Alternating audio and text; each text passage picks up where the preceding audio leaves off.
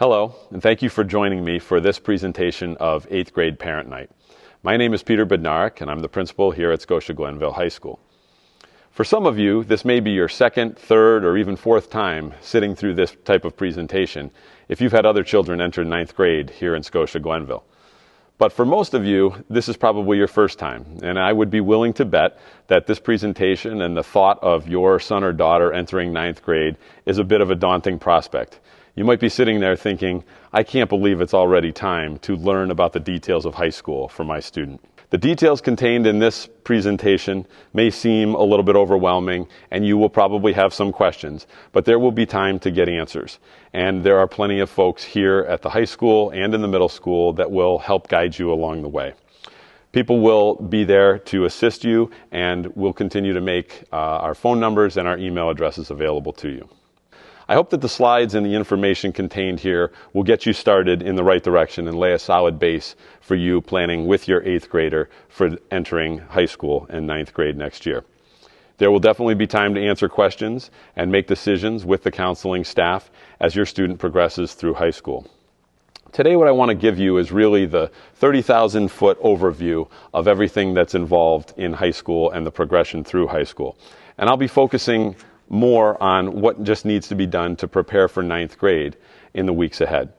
So don't get too hung up about 10th grade, 11th grade, and 12th grade. You're going to see a lot of information on these slides that describe the options that will be available to your son or daughter. But the most important thing is to get that overview and then begin thinking about the few decisions that need to be made for 9th grade. Whenever I have the opportunity to talk to a group of parents and students in our community, I always talk about at least two things. I talk about Tartan Pride, and I talk about the role that you as parents, family members, and community play in the lives of our students.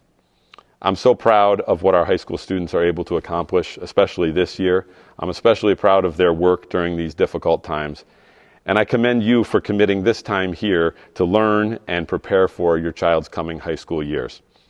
The best thing you can do for your student is to be engaged and to be supportive of what they're going to be doing here at the high school in the coming years.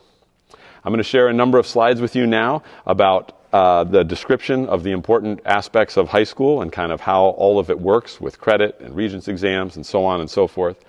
This is certainly not an exhaustive presentation, and you may be left with some questions. So feel free to stop the presentation, rewatch segments as necessary, and don't hesitate to reach out to me or any of the folks listed at the end of the presentation by their contact information should you have those questions. Thank you again for watching, and I look forward to welcoming your child to Scotia-Glenville High School. As we begin, and by way of further introduction, I have the names of a number of the administrators who your child may interact with over the coming years on the first few slides of our presentation. Tom Fivey is our assistant principal and director of guidance. Angie Cerrone is our dean of students here at the high school. Nancy Lucier is the fine arts director. Mr. Jamie Rockhill is our athletic director and director of physical education. Megan Johnson is the academic head for health and science. Susan Vacris is the academic head for the humanities. Mark McCarthy is our academic head for mathematics. And Katie Magel is the director of pupil services. Also, Mr. Anthony Piccone is our administrator for special education. These are some of the folks who your child may interact with throughout their time here in high school. And at the end of the presentation, I will have contact information on the slides for each of these individuals. So preparing for the next step. Here's just a few quick and sort of high-level tips and things that students and parents should be aware of. High school students, much in the same way as middle school students, need to, but I think to a greater extent, need to focus on organization and self-advocacy.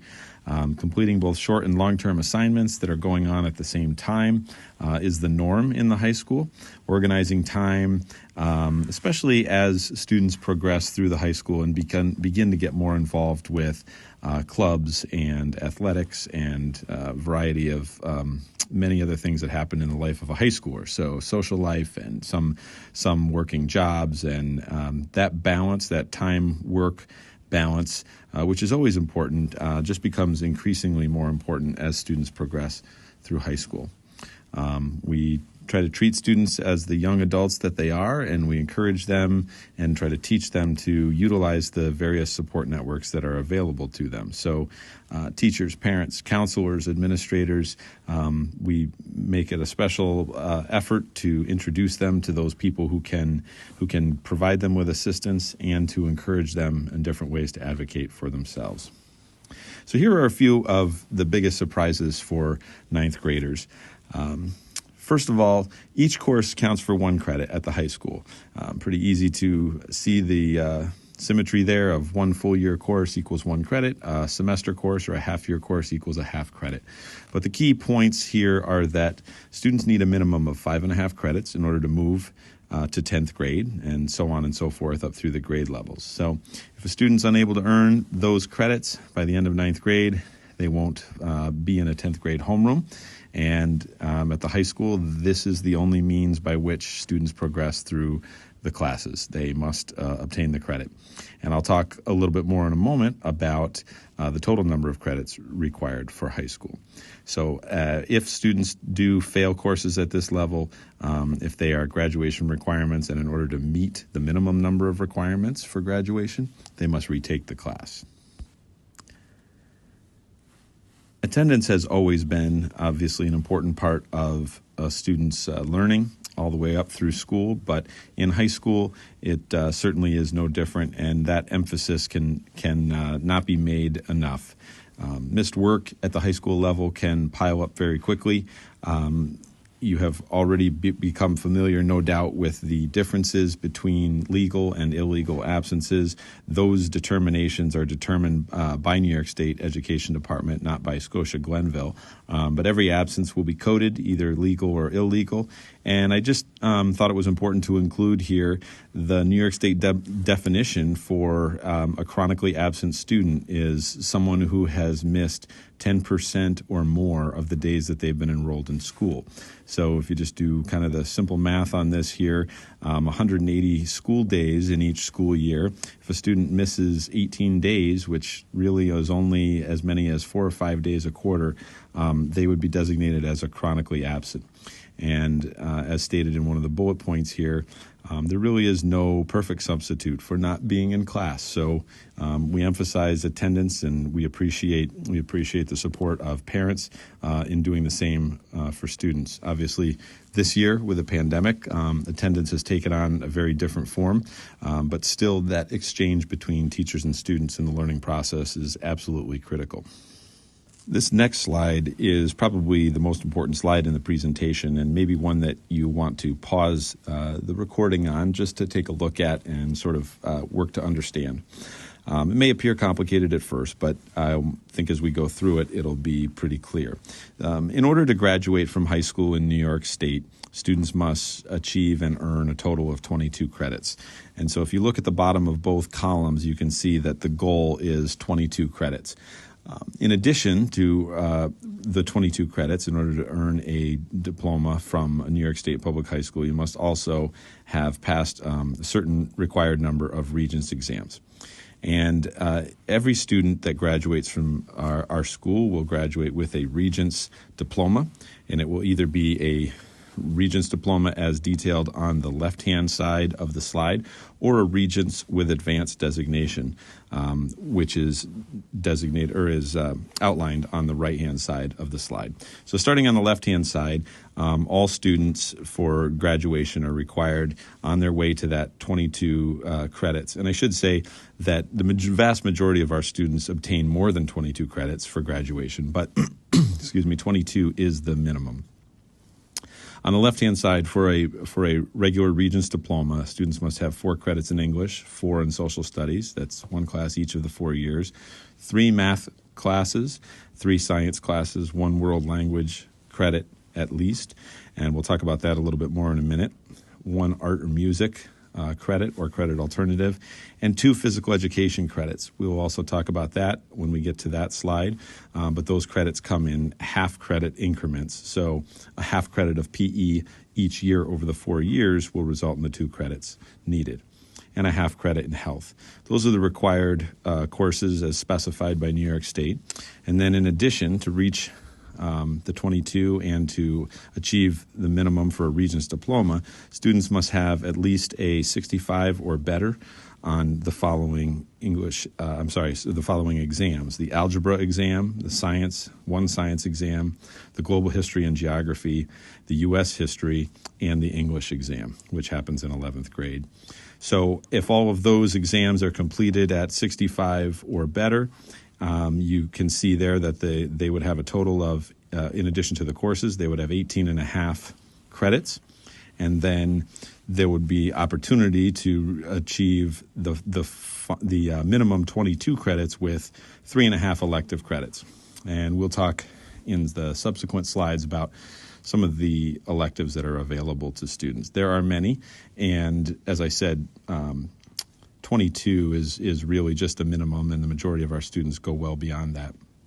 Now, those seeking a Regents exam with advanced designation on the right-hand side would do everything that is on the left-hand side of the slide, but additionally take 2 more years in the same world language.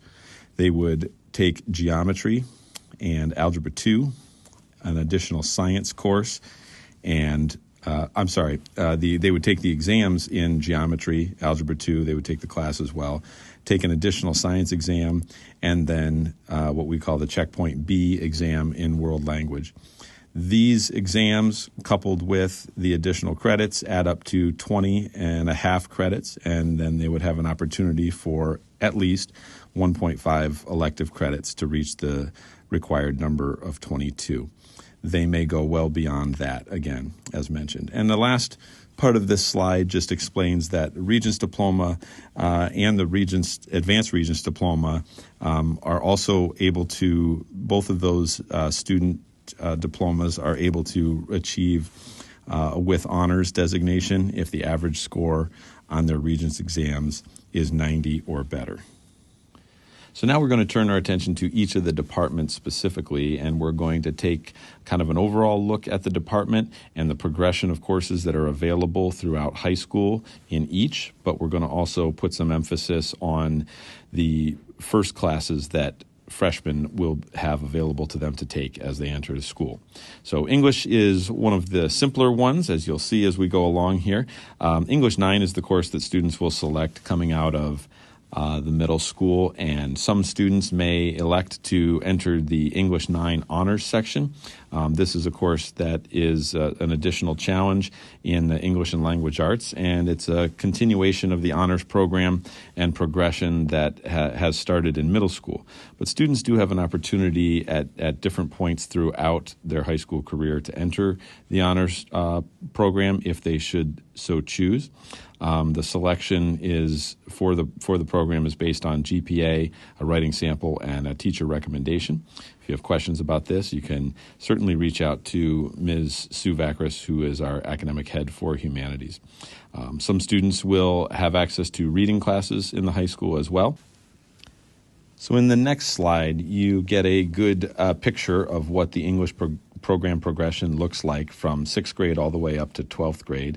If you look across the top of the slide, you could just see the different categories of each year, and then underneath each you can see the options for students, which basically in the English department from 6th grade on up to the senior year results in a choice between either the regular English courses or the honors program. And you can see the arrows that point down into the honors program. That is signifying the opportunity for students to self-select and move over into the honors program at any point in the future. So if this is not something that your son or daughter has already taken advantage of and chooses to and would like to in the future, that remains available to them. English 9, English 10, English 11, those 3 one-credit full year-long courses do not carry a Regents until the junior year. The Regents exam is taken at the end of English 11.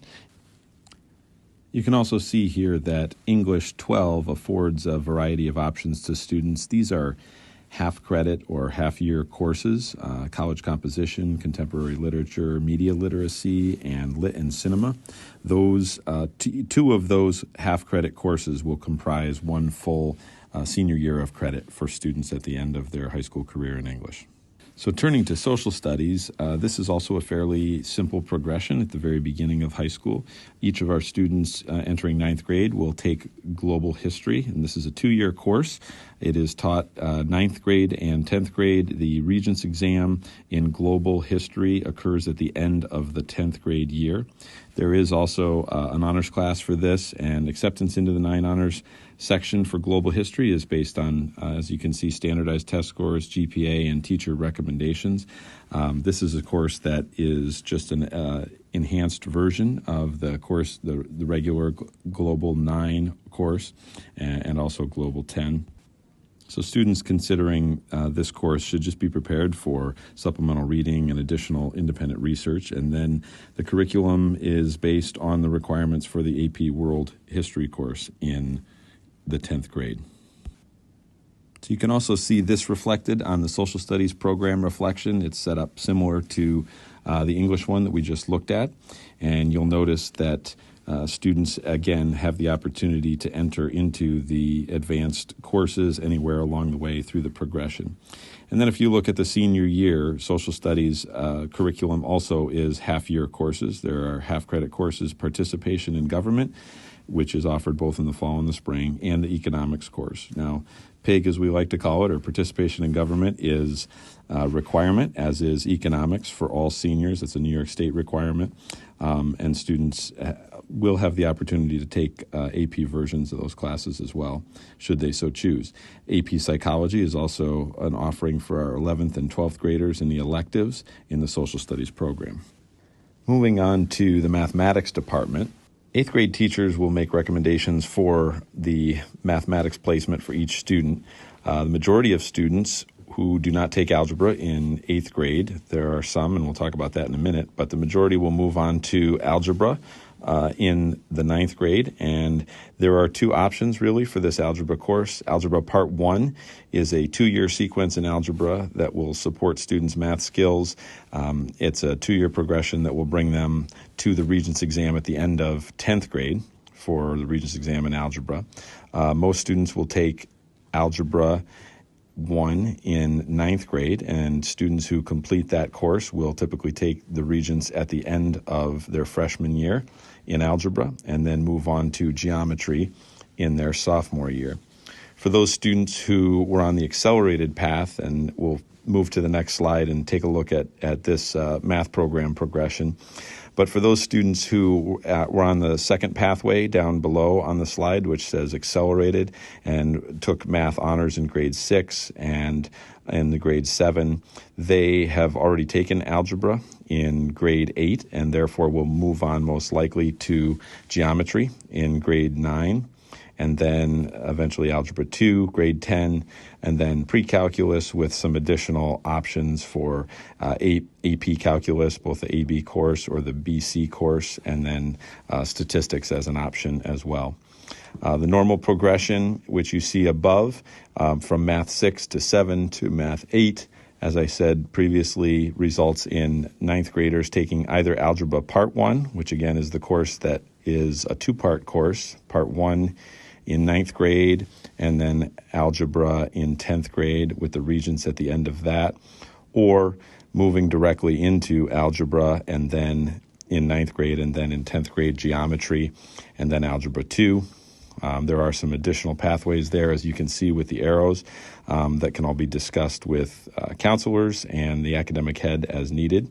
And then there are a variety of options for elective programs in the 11th and 12th grade year. And now moving on to science, the majority of 9th grade students will take Regents Living Environment in their 9th grade year. Those students who were accelerated in 8th grade and have already taken Earth Science at the middle school will move on to Regents Chemistry or Regents Living Environment in 9th grade. Important note here on the slide, as you can see, is the challenge of completing labs and maintaining lab reports and notebooks. It's a New York State requirement that labs and the appropriate number of lab minutes and lab reports must be completed and passed in order for students to be eligible to take the Regents exam at the end of the course. And as you can see, the slide also refers to a stretched living environment course. For those who need it, it can be taken over 2 years.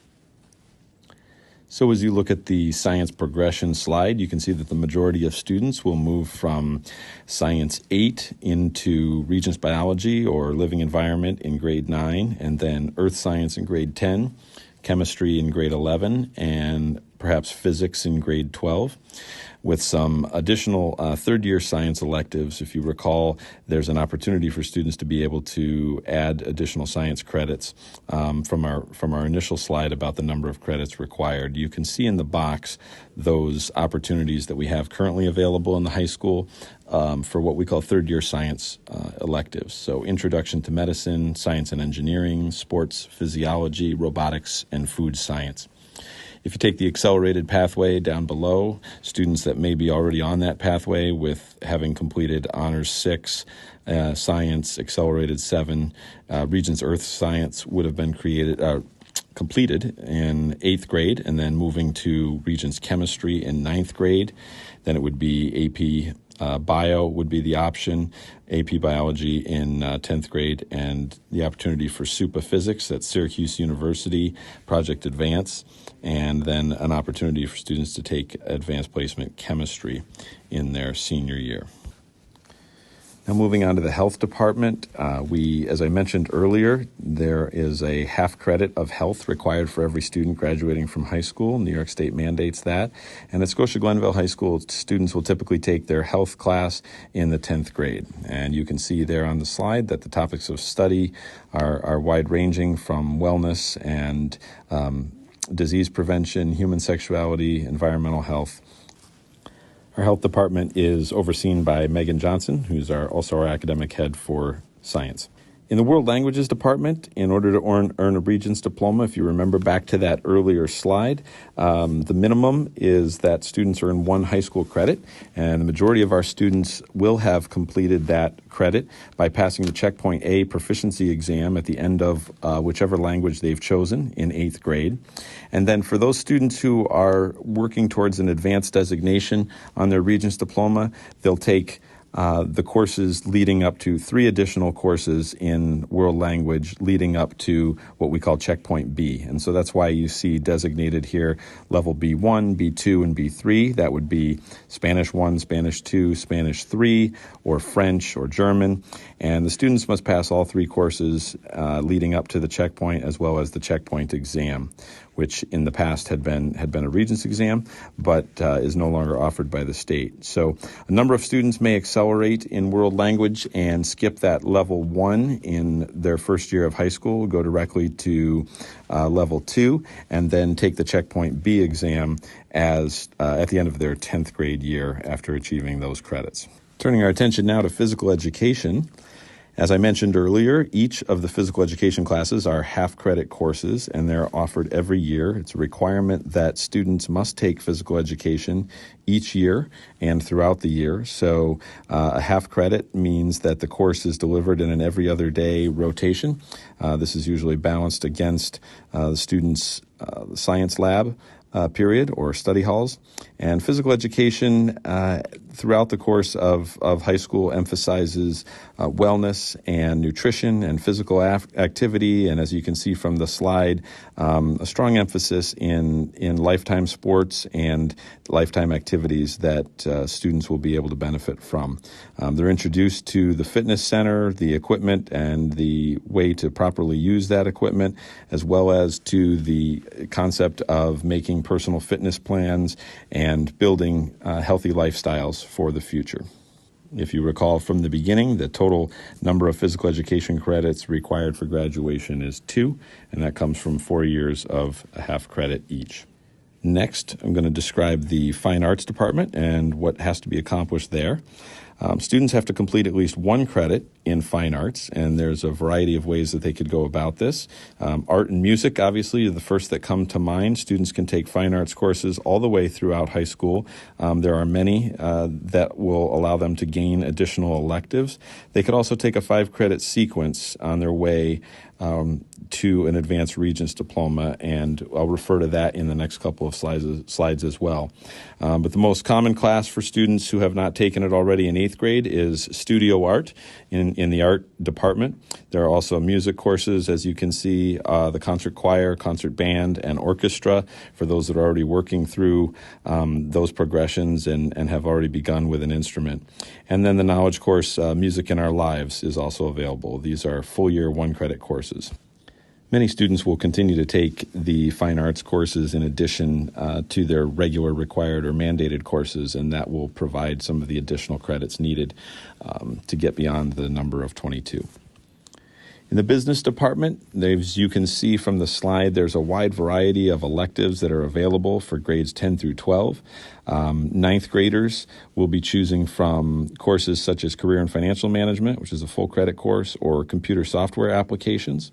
And students can also work and earn, you'll see this theme in a couple of our additional departments here, they can work and earn a 5-credit sequence to go towards the Advanced Regents diploma by taking 5 full credits in the business department. We'll just call your attention again to the SUPA accounting course. That stands for Syracuse University Project Advanced. That's a college level in the high school course. It is, as the name suggests, direct from Syracuse University with one of our teachers acting as the teacher. And also in the Family and Consumer Sciences Department, or FACS as we abbreviate it, in the FACS department, students have that opportunity to earn a 5-credit sequence towards the Advanced Regents diploma, if these are the kinds of classes that especially interest them. 9th grade students can choose from courses like food prep, child development and psychology, fashion, housing, and design. And the additional electives for grades 10 through 12 are listed there below: food science, advanced foods, social psychology, adolescent psychology, and child growth and development, which is also a college course bearing college credit. I would note that the fashion, housing, and design course can be used to fulfill the fine arts requirement, if you remember from that original slide where we talked about some of the minimum requirements for graduation. So fashion, housing, and design can serve as that fine arts credit. In our technology department, 9th graders have at least 3 different choices in their first year for ITT, design and drawing for production, materials processing, which is largely woodworking, and trans systems, which is small engines. And then you can see the additional electives that we currently have available in the high school for grades 10 through 12 listed down below. I should also note here that, as you see at the bottom, design and drawing for production can be used to also fulfill that fine arts requirement. That is a technical drawing class. So I've kind of taken you through each of the different departments in our high school, the academic departments in our high school, and as I know that we went fairly quickly, you may have additional questions about what's available in the future and what choices students have as 9th graders. I will have the list at the very end of the presentation of all the department leaders and their contact information so that you could direct any more specific questions to them. Finally, I'd like to emphasize some of the additional special departments and areas of our high school that we haven't already covered that weren't in the academic departments, starting with the Library Media Center. The Library Media Center at our school is really one of the hubs of all of school life. Certainly during this year, it's been a little bit different than in previous years, but it still serves as an important joining place for our students as they learn and weave their knowledge together from a variety of classes. So at the Library Media Center, students are able to obviously access books, but probably more importantly, additional media tools and online resources. It's a place where students are, yes, able to socialize at times, but they're really able to get additional support for the learning that they're doing. And oftentimes our students' academic classes will meet in the library and be supported by Liz Fawcett, who is our library media specialist. I'd like to talk about our GIVE program, which is one of the hallmarks of Scotia-Glenville High School. I take every opportunity that I have to talk about our community service learning program. GIVE's a student-run service learning program, and I truly mean that. It's facilitated by an adult at the high school, but each of these programs that you see listed on the screen here, and this is just a sampling of programs that we have had over the years, they are run by students in in our upperclassmen at our high school. And students, even as early as the beginning of ninth grade, are able to get involved in this volunteer service learning. Students can join Give at the website below, sghsgive.com. But as I said, each of these different programs, and I usually, if we were meeting in person, I would take some time to sort of go through what each of these programs looks like and what they do. But I'm sure if you've been in our community for any length of time, you've probably seen or heard of some of these groups and the work that they've done. They're student-initiated, student-led, and they provide an outstanding service learning experience for our students throughout high school. I really encourage all of our freshmen and all of our high school students to get involved in one of these programs at least. There's also, of course, many clubs and activities that are available. You see on the next slide clubs like the Yearbook and DECA and FCCLA, which are somewhat tied to the department areas, but then clubs like National Honor Society, which has a national charter, and the Ski Club, the Student Senate, the School Store. There are lots of ways to be involved in the high school, and I think it's one of the most important aspects of being a high school student. I spoke at the beginning about balancing kind of the work-study balance and the social life and all of the other activities. They're all important. These are all an important part of making well-rounded citizens, and that's an important emphasis for us. And so I continue to encourage students to get involved in as much as they can, and do it right from the beginning. But it's never too late. So I'd encourage you to talk with your son or daughter about the different things that interest them and the opportunities that'll be available to them here at the high school. And from as early as freshman orientation at the beginning, or the end of the summer, I should say, in the beginning of the school year, we'll begin talking to them about these things. The next slide demonstrates some of the additional ways to get involved beyond just academics. Obviously, students may be taking music for their requirements, but then there are additional arts and athletics opportunities. You can see jazz band, drumline, drama club, the art club. The Tri-M Honor Society is a national honor society for students involved in the arts. And as you no doubt know, as Tartans, we have 28 varsity sport programs. Mr. Rockhill, our director of athletics, and our PE director oversees all of that, and varsity club participating as an opportunity to participate there. The next and final step as we wind down the presentation is for you to hear from your guidance counselor at grade 8 about what scheduling will look like in the coming days and weeks for your 8th graders as you begin to really ramp up and make firm plans for 9th grade. Hello, 8th grade families. My name is Mackenzie Wetzel, and I'm your child's counselor here at the middle school. It has been such a pleasure to work with your child over the last year and a half, and I look forward to the upcoming months with them. In the upcoming weeks, we will be beginning the process of planning your child's transition to our high school. This informational video is the first step in that process. The next step will be for me to go into your child's classroom and conduct classroom scheduling presentations. I will be attending one of your child's classes during the month of February. During those classroom sessions, I will give your child a brief overview of the high school graduation requirements, and then I will take some time to review their 9th grade course requirements as well as their elective options. Students will come to the presentation pre-registered for all of their required courses, such as physical education or their core classes. And then they will be given the opportunity to make their preliminary requests for their elective courses. As a parent, you will be able to review those options and review what they chose by logging on to the parent portal on PowerSchool. If you are unable to access the parent portal, please reach out to me and I can help get you set up with that. If at any time you have questions about the 9th grade scheduling process or about the classes your child has picked, please reach out to me. We can talk over the phone or over email, or I'd be happy to set up a meeting with you and your child to discuss them.